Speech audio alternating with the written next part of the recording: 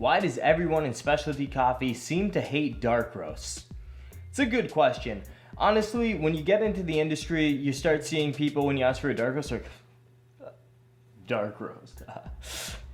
The reason being, guys, is that Starbucks, kind of the second wave coffee roasters, they were all big on the dark roast. The dark roast was marketed to you by Tim Hortons, by Folgers, by Maxwell's, by Starbucks.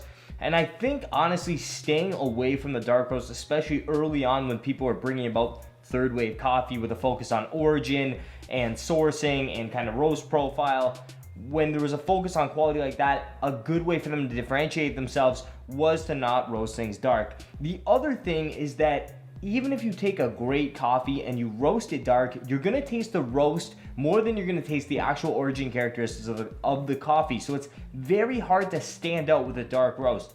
For example, I could take a very expensive coffee, a geisha even varietal, and I could dark roast that coffee, and I could make a cup of that for you and a cup of, Starbucks off the shelf, and you would probably struggle to tell the difference between the two coffees, simply because when the roast is dark, you taste the roast. So specialty coffee kind of push away from dark roasts so that they could A, differentiate themselves, and B, so that they could share kind of the nuance or origin characteristics of each coffee with you.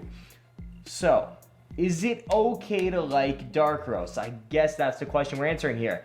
Absolutely. You can like whatever you want. If you enjoy drinking a coffee black, it doesn't really matter. Now, I would say, if you say, oh, I like dark roast, and then I ask you what you take your coffee with, and it's like quad, 4x4 or something, then I'd suggest that maybe you don't like dark roast and you could probably drink less sugar and cream if you were drinking something a little different. But if you like your coffee black and you have a palate for dark roasts, then God bless, guys, drink the dark roast. There's nothing inherently bad about dark roasts. It's just you can cover up cheaper coffees by roasting them darker.